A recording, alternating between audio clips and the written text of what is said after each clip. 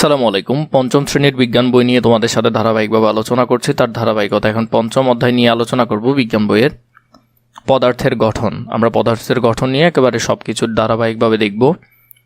তোমরা ভিডিওগুলো অনেক বেশি দেখছো, তার জন্য তোমাদেরকে অসংখ্য ধন্যবাদ। চলো এই অধ্যায়টিও আমরা একটু বুঝে বুঝে পড়ার চেষ্টা করি। ছক পূরণ তো করবই, সাথে বইটাও আমরা বোঝার চেষ্টা করব, কোথায় কি কি আছে, কোন বিষয়গুলো আমাদের দেখতে হবে। আমাদের চারপাশে অনেক বস্তু দেখেছি। সকল বস্তুই ক্ষুদ্র ক্ষুদ্র কণা দিয়ে তৈরি, যাকে আমরা অণু বলি। তাহলে যে কোনো একটা বস্তুর ক্ষুদ্র কণাই হলো অণু। যেমন পানি অনেকগুলো ছোট ছোট কণা দিয়ে তৈরি হয়, তাহলে এর ক্ষুদ্র ক্ষুদ্র কণাগুলোকে কি বলা হয়? ক্ষুদ্র ক্ষুদ্র কণাগুলোকে বলা হয় অণু। অর্থাৎ পদার্থের ক্ষুদ্রতম কণাই হলো অণু। এটা খুবই গুরুত্বপূর্ণ, ভালো করে দেখবে। এই অণুকে ভাঙলে পাওয়া যায় পরমাণু। এই দেখো, ক্ষুদ্র অংশটা অণু, এবং অণুকে যদি ভাঙা হয় তাহলে পাওয়া যায় পরমাণু। এই অধ্যায়টিতে আমরা অণু পরমাণু সম্পর্কে জানব। আমরা বিভিন্ন রকম পদার্থের সংরক্ষণ ও পুনর্ব্যবহার করে পৃথিবীকে বাসযোগ্য রাখতে কি ভূমিকা রাখতে পারি সে সম্পর্কে জানব। 1 নম্বর আমাদেরকে বলেছে পরমাণু ও অণুর ধারণা। পরমাণু কি, অণু কি? অণু হলো কোনো কিছুর ক্ষুদ্রতম অংশ, এবং সে অণুটাকে ভাঙলে যে ক্ষুদ্র ক্ষুদ্র অংশ পাওয়া যায় তাকে বলা হয় পরমাণু। পদার্থকে বিভাজন করলে কি পাওয়া যায়? কাজ। একখণ্ড চক গুঁড়ো করে অণু সম্পর্কে ধারণা গঠন। আমরা যে ছোটবেলায় চক দিয়ে লিখতাম, সে চকটাকে হাতুড়ি দিয়ে গুঁড়ো করা হলো, একেবারে ছোট কণায় পরিণত করা হলো। এখানে বললো একটি চক নেই, তাহলে একটা চক নিবা, সেটিকে 2 ভাগ করি। প্রথমে 2 ভাগ করে রাখবে, সেই ভগ্নাংশটি সহপাঠীর হাতে দেই, আবার সেটিকে 2 ভাগ করি। তাহলে তুমি প্রথমে একটা চক নিবে, সেটাকে মাঝ বরাবর ভাঙবে, আবার সেই অংশটাকে আবার 2 ভাগ করবে। এভাবে যতবার সম্ভব ভাগ করি, মানে এভাবে যতবার সম্ভব হয় ততবার ভাগ করবে। এভাবে ক্ষুদ্র অংশটিকে হাতুড়ি দিয়ে গুঁড়ো করি। এবার কি করবে, যে একেবারে ছোট যে অংশটা হলো, ধরো এটাকে হাতুড়ি দিয়ে আমরা কি করলাম, গুঁড়ো করতে শুরু করলাম। মিহি গুঁড়ো হাতে নিয়ে এর আকার অনুভব করার চেষ্টা করি। একেবারে যে গুঁড়ো হয়ে গেছে এগুলো আমরা হাতে নিয়ে অনুভব করার চেষ্টা করি, হাত দিয়ে স্পর্শ করে। নিচের প্রশ্নটি নিয়ে ভাবি। চকের মিহি গুঁড়োকে আরও ছোট করা সম্ভব? মতামত ছকে লিখো। মানে এই যে গুঁড়ো হয়েছে, এটাকে কি আরও গুঁড়ো করা সম্ভব কিনা সেটা এখানে লিখতে বলেছে। দেখো, এখানের মধ্যে আমরা দেখলাম চকের সাদা গুঁড়োকে যদি আরো ছোট করা সম্ভব কিনা সেটা আমরা এখানে লিখব। চকের সাদা গুঁড়োকে ভাঙতে ভাঙতে ছোট করা সম্ভব হলেও এক সময় এমন ক্ষুদ্র কণায় পৌঁছে যাবে যাকে আর খালি চোখে দেখা যাবে না। তখন সেটি পরমাণু। তখন সেটি কি, পরমাণু বা অণুর স্তরে পৌঁছে যাবে।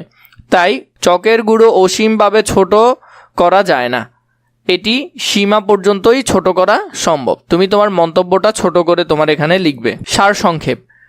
আমরা চকের মিহি গুঁড়োকে ভেঙে আরও ছোট করতে পারি।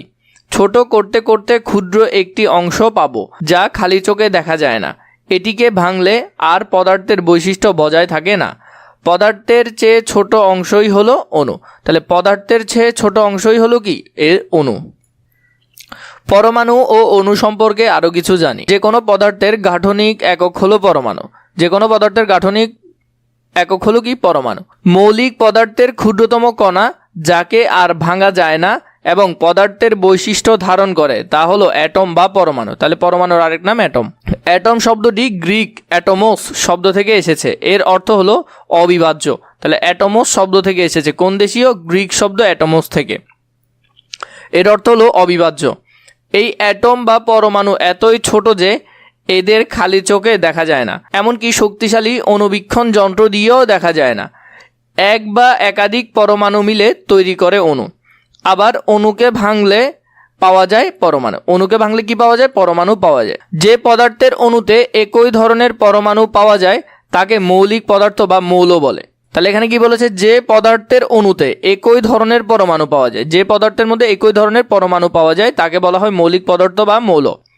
কোনো কোনো মৌলের অণুতে একটি পরমাণু থাকে, যেমন সোডিয়াম। সোডিয়ামে কয়টি পরমাণু থাকে? একটি পরমাণু থাকে। আবার কোনো কোনো মৌলের অণুতে একাধিক পরমাণু পাওয়া যায়।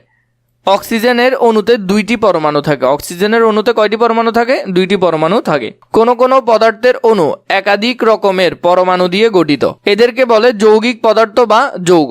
যেমন পানি একটি যৌগ। পানির অণুতে অক্সিজেন ও হাইড্রোজেন এই 2 ধরনের অণু পাওয়া যায়। অণু হলো পদার্থের ক্ষুদ্রতম অংশ, যা সেই পদার্থের বৈশিষ্ট্য ধারণ করে, যেমন হাইড্রোজেন পরমাণু, অক্সিজেন পরমাণু, নাইট্রোজেন পরমাণু। হাইড্রোজেন অণু এখানে 2টা, অক্সিজেনের অণু 2টা, এরপর হলো যে নাইট্রোজেনের অণু। তাহলে পানির অণুতে সাধারণত কি থাকে? অক্সিজেনের অণুও থাকে, হাইড্রোজেনের অণুও থাকে। তো এটার মধ্যে একাধিক পরিমাণে থাকে। এখানে আমাদেরকে কাজ দিয়েছে পানির অণুর চক্র চিত্র অঙ্কন। প্রথমে আমাদেরকে দিয়েছে যা করতে হবে, অক্সিজেন পরমাণুর 2 হাত এবং হাইড্রোজেন পরমাণুর 1টি হাত আছে। তাহলে অক্সিজেন পরমাণুর কয়টি? 2টি আছে হাত, ওই অক্সিজেনের 2টি, এবং হাইড্রোজেন পরমাণুর প্রতিটার আলাদা আলাদা। দেখো এখানে একটা একটা আছে, একটা আছে। অক্সিজেন ও হাইড্রোজেন মৌলের পরমাণু কিভাবে একে অপরের হাত ধরে থাকবে তা চিত্রের মাধ্যমে দেখাই।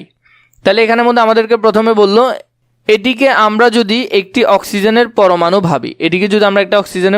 ভাবি, পানির অণুর চিত্র অঙ্কন করি। এইখানে পানির অণুর চিত্র আছে, এটাই তোমরা এখানে অঙ্কন করবে। এটিকে আমরা যদি একটি হাইড্রোজেন পরমাণু ভাবি, তার মানে এটাকে যদি আমরা হাইড্রোজেন পরমাণু ভাবি, তাও এখানে পানির চক্রটা আঁকতে হবে। তো অক্সিজেন পরমাণু, হাইড্রোজেন পরমাণু চিত্রটা কোথা থেকে নিবে? এখান থেকে নিবে।